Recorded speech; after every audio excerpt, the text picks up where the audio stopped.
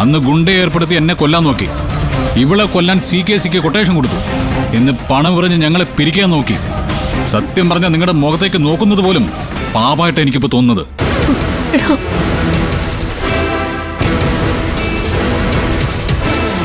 എനിക്കിനി രക്ഷപ്പെടാൻ ഒരു വഴിയില്ലാന്ന് തന്നെ കരുതിക്കോ. എന്നാ പോലും നിങ്ങളുടെ ചില്ലി പൈസയ്ക്ക് കൈനീട്ടില്ല. ഞാൻ അധ്വാനിക്കും, ആത്മാർത്ഥതയോടെ തന്നെ രക്ഷപ്പെടാൻ പരമാവധി ശ്രമിക്കും. എനിക്ക് ഉറപ്പാണ്, നിധി എന്ന ശക്തി എൻ്റെ കൂടെ ഉണ്ടെങ്കിൽ അവസാന കാലങ്ങളിൽ ഞാൻ ബിസിനസ്സിൽ എവിടെ നിന്നോ അതിലും ഉയരങ്ങളിൽ ഞാൻ എത്തുമെന്ന്. അതിന് ഒരാളുടെ സപ്പോർട്ട് എനിക്ക് ആവശ്യമില്ല.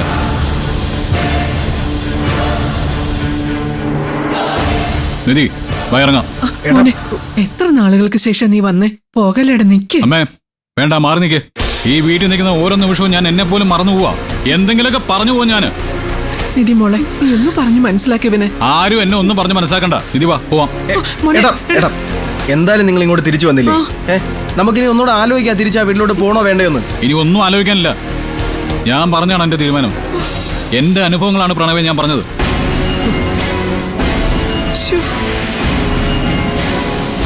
ആരൊക്കെ എന്തൊക്കെ കുതന്ത്രങ്ങൾ പ്രവർത്തിച്ചാലും ഇനിയും ദൈവം അനുഗ്രഹിച്ചാൽ ഒരു 100 വർഷം ഞങ്ങൾ ഒരുമിച്ച് തന്നെ ജീവിക്കും. വാ നിധി, പോവാം. അമ്മയൊന്ന് പറയട്ടെ.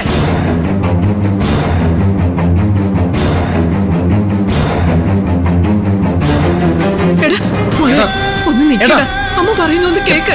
പറയുന്നൊന്ന് കേക്കടാ ഗൗതം മോനെ, നമുക്ക് പരിഹാരം ഉണ്ടാക്കാം.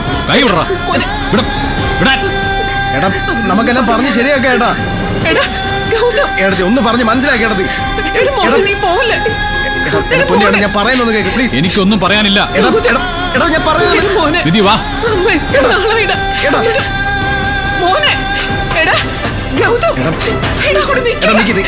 ഞാൻ പറയുന്നത്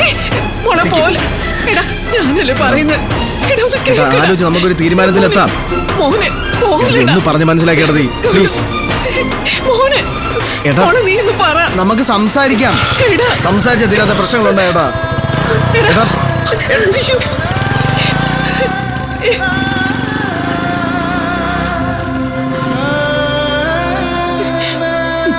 അവക്ക് ഞാനിന്ന് വെച്ചിട്ടുണ്ടാ.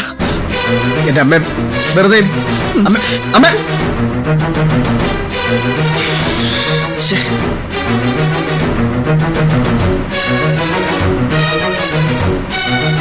നിനക്ക് എന്താ വസു അസുഖം? എന്തിനാ നീ അവരിങ്ങനെ ദ്രോഹിക്കുന്നത്? ഗൗതമിനെ ഒന്ന് തിരികെ വീട്ടിലേക്ക് കൊണ്ടുവരാൻ വേണ്ടി ഞാനും പ്രണവും എന്തുമാത്രം പാടുവിട്ടെന്നറിയോ? പക്ഷെ നീ കാണിക്കുന്നതോ അവൻ വീട്ടിലേക്ക് തിരിച്ചു വരാതിരിക്കാനുള്ള പരിപാടികളല്ലേ? ഇനി ആരൊക്കെ ശ്രമിച്ചാലും ഈശ്വരമംഗലത്തിന് പടിയവൻ ചവിട്ടുമെന്ന് തോന്നുന്നുണ്ടോ?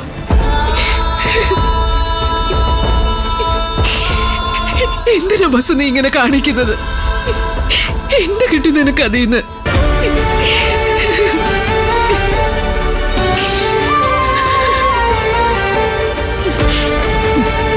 നീ എന്താ കരുതിയത്?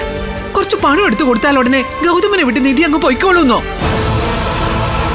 ഏത് ദൈവത്തിനെ പിടിച്ച് സത്യം ചെയ്തു തന്നാലും നിധിക്ക് അവരെ വിട്ടു പോകാൻ കഴിയില്ല. അത്രയ്ക്ക് മുൻജന്മ ബന്ധമുണ്ട് അവര് തമ്മില്.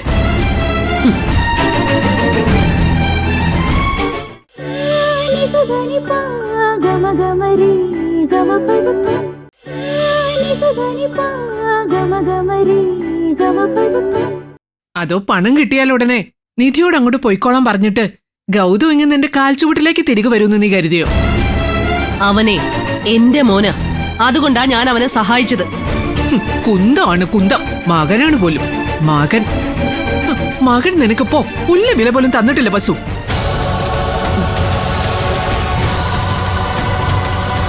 എന്തെങ്കിലും ഒരു സ്നേഹത്തിന്റെ തരുമ്പെങ്കിലും അവന്റെ ഉള്ളിൽ ഉണ്ടായിരുന്നെങ്കിലേ അവൻ നിന്നെ ഭൂമി പൂജയ്ക്ക് വിളിക്കില്ലായിരുന്നോ? ക്ഷണിക്കില്ല. അവൻ നിന്നെ ക്ഷണിക്കില്ല. അതെന്തുകൊണ്ടാണെന്നറിയോ? നീ ചെയ്യുന്ന ദ്രോഹങ്ങൾ അത്രയ്ക്കുണ്ട്. നീ എന്തുമാത്രം ദുഷ്ടയാണെന്ന് നിനക്കറിയോ? പണം വാരി എറിഞ്ഞ് എന്തു പാപം നീ ചെയ്യാൻ നോക്കിയെന്നറിയോ? ഗൗതമിനോട് പാപം ചെയ്തത് ഏട്ടത്തിയാണ്. നിധിയെ അവന്റെ തലയിലേക്ക് കെട്ടിവെച്ച് കൊടുത്തതാണ് ഏട്ടത്തി ചെയ്ത ഏറ്റവും വലിയ പാപം. ഇനി നീ ആ പ്രസംഗം നടത്തണ്ട. നിധി ഗൗതമിന്റെ ഭാര്യ. എന്റെ മരുമകളാ. ഏട്ടൻ ഈ വീട്ടിലോട്ട് വന്നു കയറിയപ്പോ ഞാൻ എന്തുമാത്രം പ്രതീക്ഷ എന്നറിയാമോ, എന്തുമാത്രം സന്തോഷം എന്നറിയാമോ. ഞാനും അമ്മയും നടത്തിയ പ്രയത്നത്തിന് ഫലം കണ്ടു എന്ന് ആഹ്ലാദിച്ചു. പക്ഷേ ആന്റി അവരെ ഞങ്ങളിൽ നിന്നും കൂടുതൽ അകറ്റുകയാണ് ചെയ്തത്. അതറിഞ്ഞപ്പോ സത്യം പറഞ്ഞ നിങ്ങളോട് എനിക്ക് വെറുപ്പ് തോന്നുവാ. എന്താ പ്രണവേ ഇത്? ഗൗതമിനെ തിരിച്ചു കൊണ്ടുവരാൻ വേണ്ടിയല്ലേ ആന്റി ഇതൊക്കെ ചെയ്തത്? എന്നിട്ട് ഇപ്പൊ ആന്റിയാണോ കുറ്റം പറയുന്നേ? ഏട്ടൻ മാത്രം വന്നാ മതിയോ? ഏട്ടത്തി വേണ്ടേ? എന്താ വർത്തമാനാ ശിവാനി നീ പറയുന്നേ?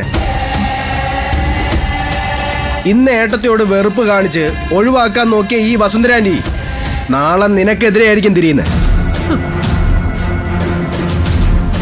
എന്നിൽ നിന്ന് നിന്നെ ഒഴിവാക്കാൻ നോക്കും.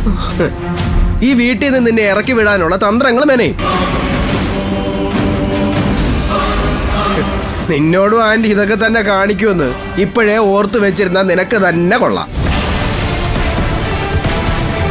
ഗൗതമിന്റെ പെണ്ണ് നിധിയാണെന്നും നിധിയുടെ പുരുഷൻ ഗൗതമാണെന്നും ജന്മങ്ങൾക്ക് മുന്നേ ഈശ്വരൻ എഴുതി വെച്ചതാ. നീയായിട്ട് അത് തിരുത്താൻ നോക്കിയല്ലേ അത് നടക്കില്ല വസു.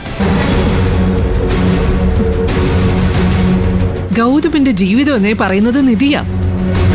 ഇനി എന്റെ മരുമകളെ നീ ദ്രോഹിക്കാൻ നോക്കിയ എന്റെ തനി നിറ നീ കാണും.